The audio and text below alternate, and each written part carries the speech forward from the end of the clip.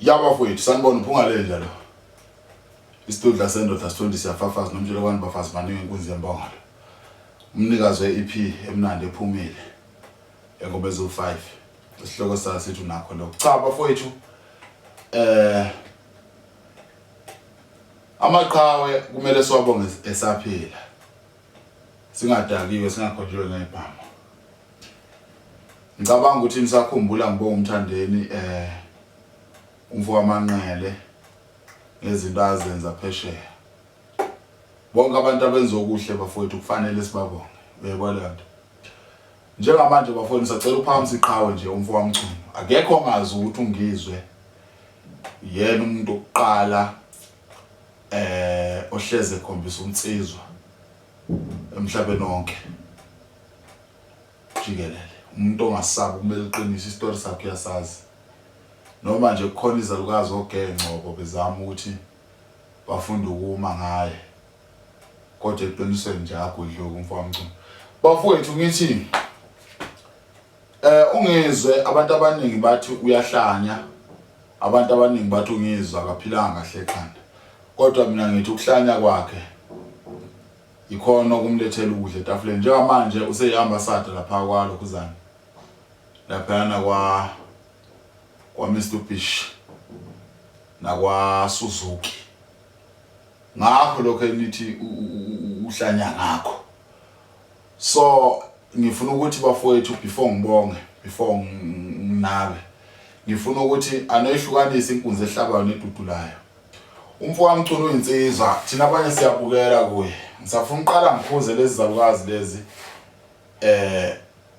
uGeh Ngcobo laba abafunda ukuma ngomfo wamchunu. Kumele bazi ukuthi ungizwe awasona isiduli samazinyane.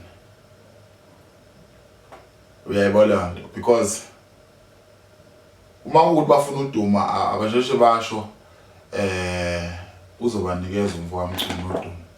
Kodwa manje makuwukuthi bathatha amashance hayi esichazi leyo nto thina.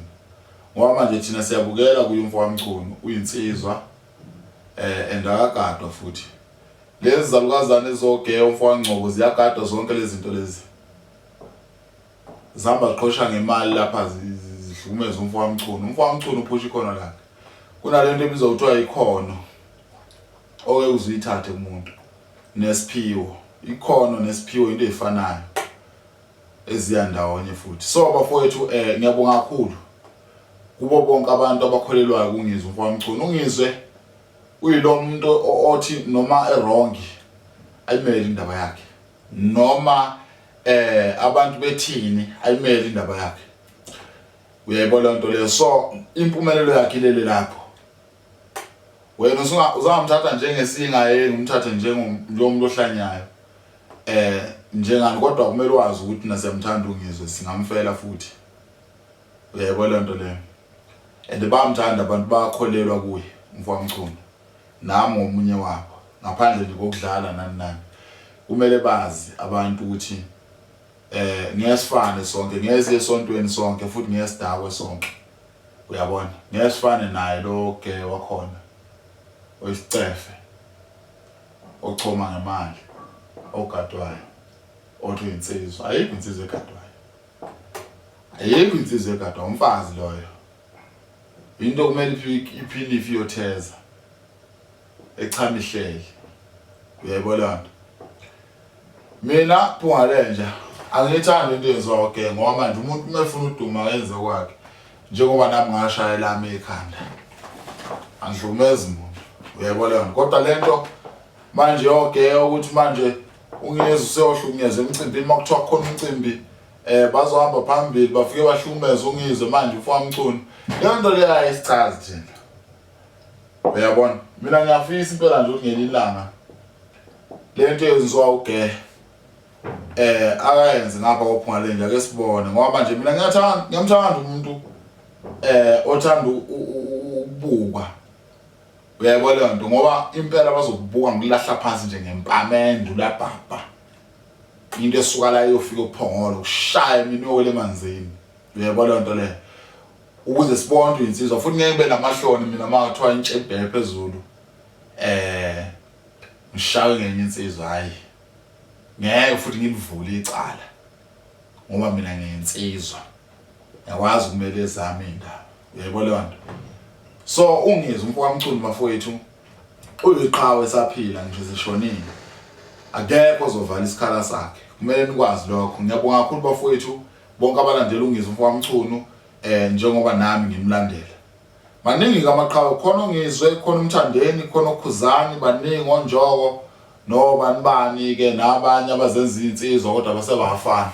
Bafowethu siyabona amandla eniphusha ngawo siyabonga kakhulu lokho nje kuyasijabulisa thina. Yebo phela abanye abantu banomona ngeke baze banincome bazomncoma emakhoneni noma bedakiwe oselfile sebekhuluma ngana ngathi mhlambe banazi kangcono. Mina ngizoncoma nje nisaphila ngingadakiwe ngiyisobha nje uyayibona nto ukuze kubonakala amandla eniphusha ngawo. Kodwa ke indaba yami la aningikhuzeleni lesisakwazi ukuthi uGeh Ngcobo nisitshela ukuthi hayi lesitayela sazo sesiyabhora manje. Uyazi mina ngihleze ngitshela abantu ukuthi uma ngabe ufuna ukudubula umuntu awumtshela umuntu ukuthi uzomdubula.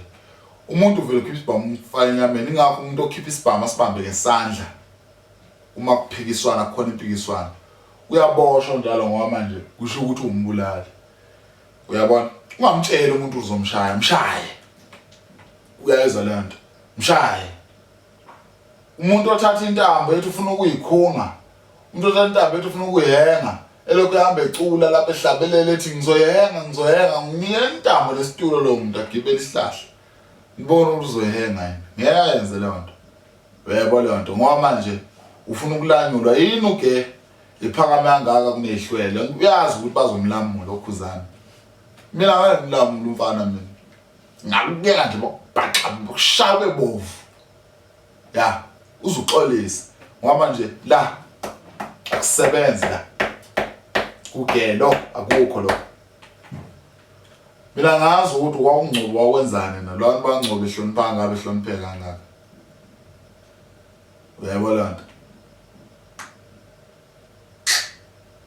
So bafowethu ngiyathanda ukuthi mangibonga umuntu mina kube nokunye ongangiphathi kahle ngalowo kudlala nje ungizwe uMchunu bafowethu bengeke bamthathe bamenze ambassador lapha kwalokho zangikwasuzuki ebengathathi kahle kanti ungizwe uMchunu khona lakhe lele lapha ipanela ilingane futhi nabantu ngeke baze balingane ngeke bafane abantu uNkulunkulu wenze ngamabomu lokho. Uyayibona nto ukuthi abantu bengafani abantu bengalingani kumele umazi omdala umazi omncane kuwe uyayizwa leyo nto. And uma uwadumile zama ukwenza okunye phela kwakho uye uma ngabanye uyayizwa leyo nto. Ungizwe uMchunu bafowethu siyabonga kakhulu siyabonga kakhulu Mchunu oqala nje ukuphakamisa isibongo saMchunu nokuphakamisa inkandla nokumela iqiniso nokuphakamisa South Africa nokubeka umaskandi la khona njengamanje azikakhohlwa lokho noma nje abanye sebekhohliwe ukuthi wena omunye wabo ababeka umaskandi la khona njengamanje njengoba nje ungasanakwa sebelokhu behamba ukukhuzana na umthandeni beyaphesheya bekushiya. Thina siyakwazi lokho ukuthi omunye wabo wena mfowethu uyayibona lento owabeka umaskandi phezulu njengoba nathi uPhungalenja sesigibele vele isukile nje ibandona. Uyayibona sesicula nje sesivuka sicula nje esithubeni. Uyabona so siyabonga kakhulu bafowethu uNkulunkulu anibusise angigcine futhi ngiyanxusa izwe lonke ukuthi nithandaze izwe lithandaze lithandazele nina bafowethu ngoba manje into eniyenzayo emhlabeni iyabonakala. Uyayibona le nto kodwa makudlalwa kudlalwe phela baze kuliwe futhi ningalamuli insizwa ilanyula insizwa isocial line ngesibhamu nakhona elinye selibovu. Uyayibona le nto mina ngiyafisa ukuthi umfana angitshele mathupha ukuthi uzongishaya ngizolicela impela nje ithuba abantu babukele. Uyabona mengishayela ungishayele ngizomhlonipha phela ngizombiza ngobhuti nakhona mangishayele ngizomshayela ukuthi ngimshayile mshayela ukuthi ngivumelene ngimshaya. Uyabona okunye ke bafowethu okugcina ngisacela ukuthi njengoba sekushisa ihlobo sekungenile bafowethu ngisacela ukuthi before ufake into emfishane uqala ubheke isimo sethanga lakho ukuthi linjani. Uyayibona nto ngoba manje kunamanye amathanga amade atshwebukile, amanye ngathi amanzi asoplastikini, amanye ngathi amakhondom asebenzile, amanye ngathi bafowethu ngeke hayi le nkulumo yami kahle kahle ibheke bafazini yake nisihloniphele umuzazi ukuthi nethanga elingamanga kahle lingathi alinaso isimilo ngamani ufaka umdansana ngoba manje asaqonda phela manje ukuthi bandoyo. Uyabona sihloniphe bafowethu ngiyabonga kakhulu nosuku oluhle. Sebenze lokho sebenze tshela naba offline.